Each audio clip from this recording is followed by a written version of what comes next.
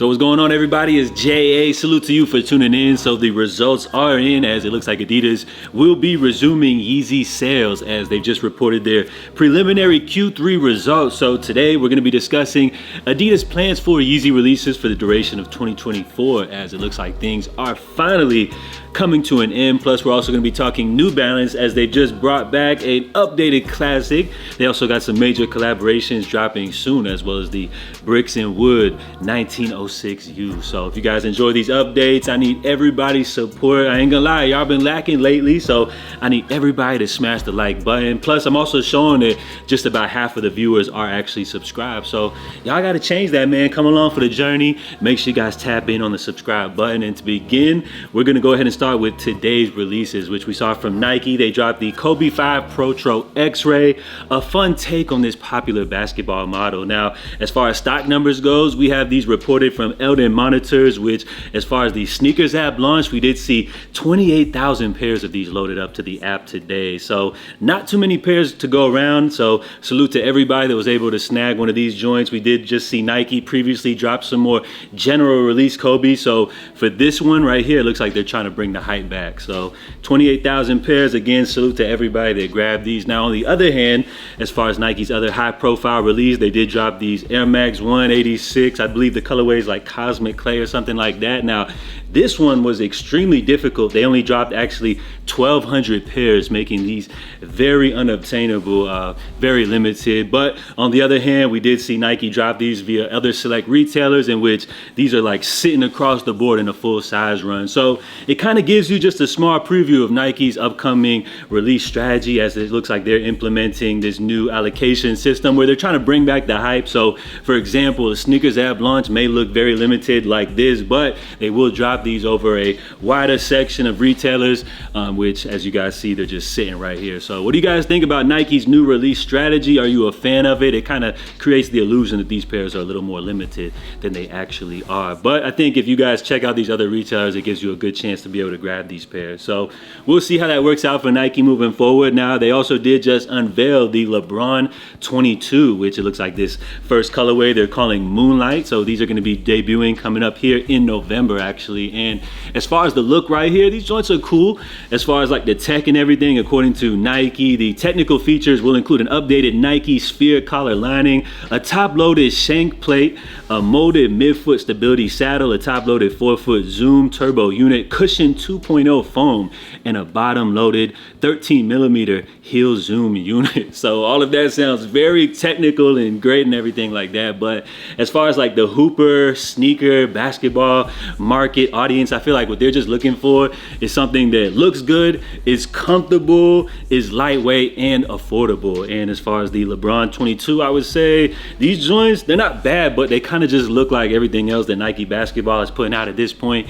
And as far as the retail price point, they're asking $180 for these. So as we take a look back here at the LeBron legacy, or I guess the line overall with Nike basketball, I would say in the early days, people were definitely rocking LeBrons on feet, but I would say kind of like around the time when the LeBron 10 release is where they kind of started to lose people. But then again, at the same time, that's probably around the same time that people stopped rocking basketball models casually and moved on to more like lifestyle type of models. And then our last Jordan Nike update here, we have, apparently it looks like DJ Khaled and Jordan Brand have some more Jordan 5s in the works. So it's just important to note that these are actually just mock-up photos, but the color code will be black racer blue and Arctic pink. And as far as these DJ Khaled Jordan collabs, like, I really don't want to say nothing bad about Khaled just because he's such a positive dude and everything like that. But as far as these joints, apparently we are going to see these releasing fall of 2025. And I really hate to say it, but I feel like this is the Jordan Brand collaboration that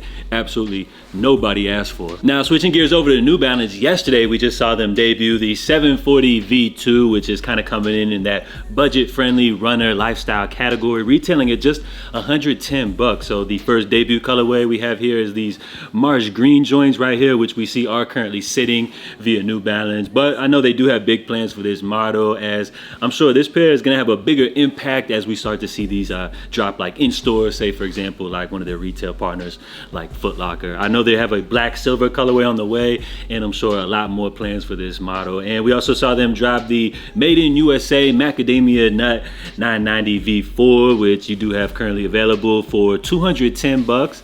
Now, as far as collaborations, I would say New Balance is probably the sneaker brand which we see do the most collaborations, which I feel like is an effective marketing strategy just due to the fact that it kind of brings some attention to some of these models. So we have the first up Junior Watanabe 1906 L loafer, which we have here coming in with a white leather pair as well as this black leather finish you guys see here. So as far as this model, I did do a review on the silver metallic pair, and as far as the audience here, it seems like you guys really seem to hate those joints, but be on the lookout for these coming soon. We also have a CDG 860 V2, which happens to be my current favorite New Balance model. So it seems like what they're doing here is taking this model, which normally comes in with these like Y2K chromatic kind of like silver metallic colorways, and what they have here is a much more toned down, refined take on this model with some like more suede type materials going on right here. So two interesting takes on these New Balance models right here. Be on the lookout, as these are going to be actually dropping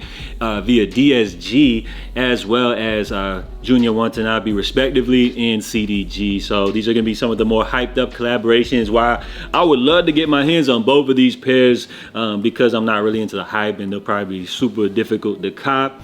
I'll probably just be passing on these right here. And then we have the big Bricks & Woods 1906 U release, which they did a soft launch last weekend. And now we have the worldwide release going down tomorrow via New Balance. Now, this is a pair which I wanted to love, you know, especially coming off the Bricks & Wood 9060 that they dropped last year. But unfortunately, you know, I just really can't get behind these joints. But, you know, I'm sure there's going to be a lot of people out here that are feeling these. So as I always like to say, if you guys like them, I love them. But what I definitely have noticed when I compare this Bricks & Woods collaboration to last year's 9060 is that they have a hell of a lot more marketing behind this release. And I think that's because last year's release was kind of like a surprise sleeper hit. With the success of that drop, it seems like New Balance or Bricks & Woods, I'm not sure how it all works, but it seems like they're putting a lot more marketing behind this release, which we're seeing them do like a full press run. All of the bigger sneaker blogs, including Complex, are doing all of these crazy in-store drops across the entire world, even with like a big activation going down in Tokyo. So be on the lookout for these joints dropping tomorrow. I did see that Bricks & Woods did actually drop these already via EQL raffle. So it looks like as far as tomorrow's New Balance release, all I could say is good luck, and it'll be interesting to see if these are an instant sellout or not. And lastly, before we bounce, we're going to be discussing the big results that everybody's been waiting on, as Adidas has just officially unveiled their preliminary Q3 results. Now, it's important to make note that these are just the preliminary results, and we're going to get all the official details and numbers and everything at a later date. But for now, Adidas is happy to report that when you compare this time to the same time last year, as far as the quarterly revenues, they are up actually 7%. So you can credit that to Adidas' worldwide dominance in the game of football. You can also give credit to the success of their Originals line, but you also got to give a little bit of props to the Adidas team with the YEEZY revenues, which they continue to kind of top off their quarterly revenue each month with these YEEZY sales, which as far as the third quarter, Adidas did report roughly 50 million euros worth of sales for these Yeezys as far as that quarter drops. But what's interesting, I think the most noteworthy thing to mention as far as this last Yeezy drop was that for the very first time, we did see Adidas finally discount pairs, and we're not just talking like 10-15% off. We saw Yeezys go on sale for like up to 70+% off. They were stacking discounts on top of that. They were even sending Yeezys to the Adidas outlet. So of course, as you guys know, people ate these joints up. So as far as this upcoming release, Adidas is confirming that they do have around 50 million euros worth of Yeezys to sell for the duration of the fourth quarter of 2024. So I think what we're going to be looking for, one, is to see, as since they discounted the pairs previously, are they now going to try to drop these last remaining pairs at full price, or are they going to continue to drop them discounted? As well as it's going to be very interesting to see like which pairs specifically they decide to drop. Have they been holding back like any of the heat? Do they have any surprises up their sleeve, or are they just going to be continuing to just drop these same pairs that we've been seeing, you know, dropping for the last few months or so? So as far as this fourth quarter drop, those are the questions that I'm looking to be answered. As far as like the public's response to Adidas dropping these pairs heavily discounted. As I mentioned, everybody ate these joints up, and it was really cool because there's been so many people that they've been trying to get Yeezys for years now, whether it was unobtainable because they were so limited, you know, they were having a tough time getting through the box, they didn't want to pay resale, or even for the first time with these discounts, some people are now able to afford these pairs. So I think that was a great thing to see people rocking Yeezys for the first time. But at the same time, people were making fun of the fact that these pairs were now discounted. Some people looking at them as now like cheap, or they've kind of lost some of their value or whatever. So it's kind of had like its pluses and minuses, but overall I think just the fact that people are now rocking these sneakers a lot more, I think it's a great thing. So a lot of questions to be answered as far as this fourth quarter Adidas drop, and we'll see what goes on. As far as like resales and everything, they've also been eating up these pairs at discounts, because if you look at a lot of these pairs via the secondary market, you are seeing them now selling for like almost around retail or even above retailer, which gives a nice little profit margin here for these resellers. So as far as today's big news, it looks like Adidas has confirmed that they will be dropping pairs coming up here in the fourth quarter of 2024. So we'll see how it all goes down. Will these pairs be discounted? Which pairs will be dropping specifically? And will Adidas finally be done with dropping Yeezys? Can we all just move on from these old pairs?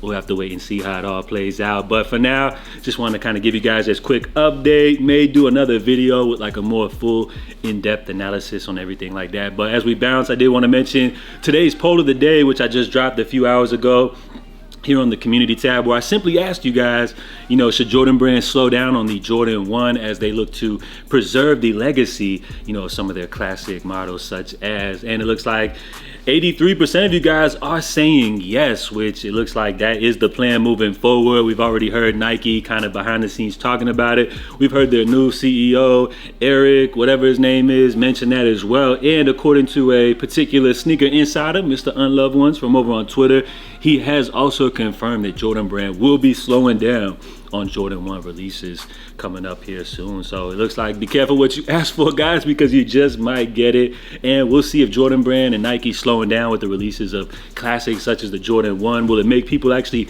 miss these pairs once they can't get them?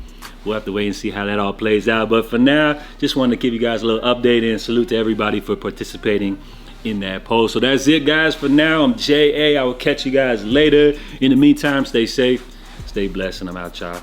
Love.